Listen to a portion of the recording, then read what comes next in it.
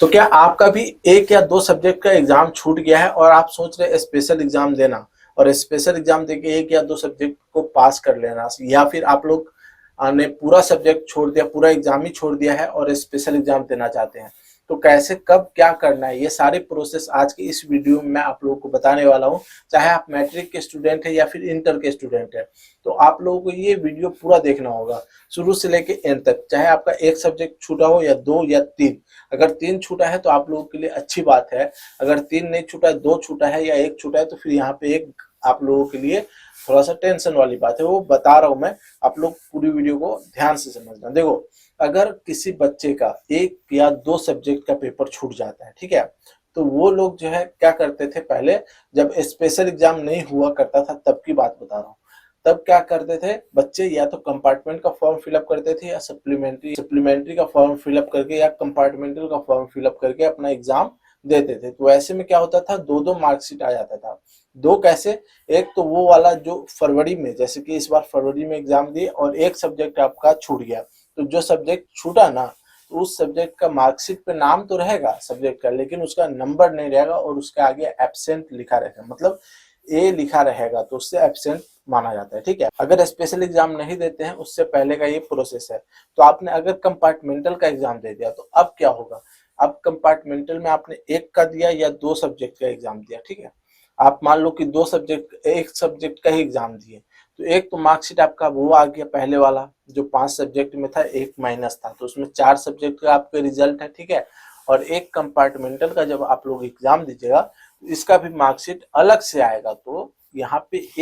एक मार्कशीट में एक ही सब्जेक्ट का नंबर आप लोगों को देखने को मिलेगा। तो यहाँ पे क्या हो गया, दो मार्कशीट आप लोगों को देखने को मिल गया। अब यहाँ पे हम बात करते हैं कि इस दो मार्कशीट से अगर आप लोग को बचना है ना, तो आप लोग को स्पेशल एग्जाम देना होगा। और स्पेशल एग्जाम में अगर आप एक सब्जेक्ट का आपका एग्जाम छूटा है या दो सब्जेक्ट का छूटा है या तीन सब्जेक्ट का छूटा है, तो आप लोग मान लीजिए कि एक दो तीन चाह रहे हैं कि हम इसी तीनों का दे करके रह जाए, तो ऐसा नहीं हो सकता। शुरू से मैं बताते आ रहा हूँ कि special exam like annual exam, ठीक है, ऐसे समझो कि स्पेशल एग्जाम एक तरीके से आप लोगों का वार्षिक परीक्षा ही है, जो आप लोगों के फरवरी में लिया गया है, चाहे मैट्रिक के बच्चे हैं या इंटर के बच्चे, सभी के लिए, ठीक है।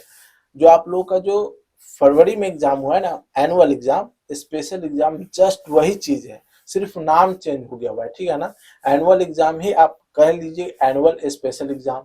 क्योंकि इसमें आप लोगों को सभी सब्जेक्ट का एग्जाम देना होगा। अगर आप लोगों ने एक सब्जेक्ट आप लोगों का मिस हुआ है, एक सब्जेक्ट आप लोगों ने छोड़ा है, तो अगर आप लोग कंपार्टमेंटल का फॉर्म फिलअप करते हो तो एक सब्जेक्ट का एग्जाम देने को मिलेगा, ठीक है, उसमें तो आप लोग एक ही सब्जेक्ट का दीजिएगा, लेकिन आप लोग को मार्कशीट दो आ जाएगा।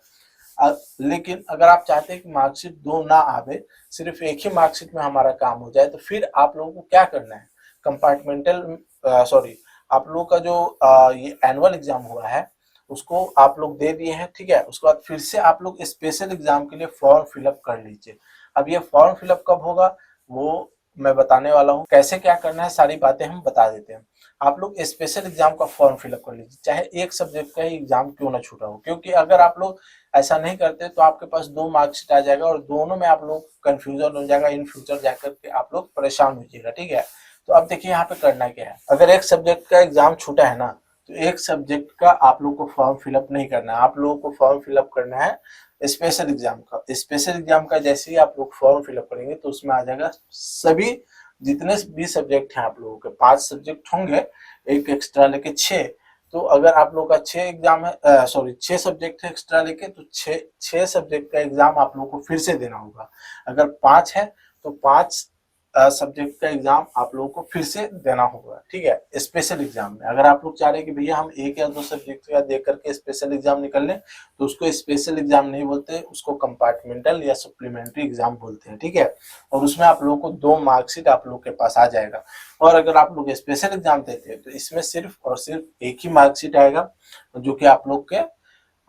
एग्जाम देने के बाद जो रिजल्ट आता है, रिजल्ट आने के बाद जो मार्कशीट आएगा उसमें आप लोग का पूरा जो सब्जेक्ट है वो एक ही मार्कशीट पे आ जाएगा, ठीक है। तो आई होप आज की इस वीडियो से आप लोग कुछ जानने को मिला होगा। तो प्लीज वीडियो को लाइक कीजिए, अपने दोस्तों में शेयर कीजिए, साथ ही चैनल पर पहली बार आए चैनल को सब्सक्राइब करके बेल आइकन प्रेस कर लीजिएगा, ताकि इसी तरीके के वीडियोस इन फ्यूचर भी आप लोगों को देखने को मिलती रहे। तो बस दोस्तों आज की इस वीडियो में इतना ही, मिलते हैं आप सभी से नेक्स्ट वीडियो।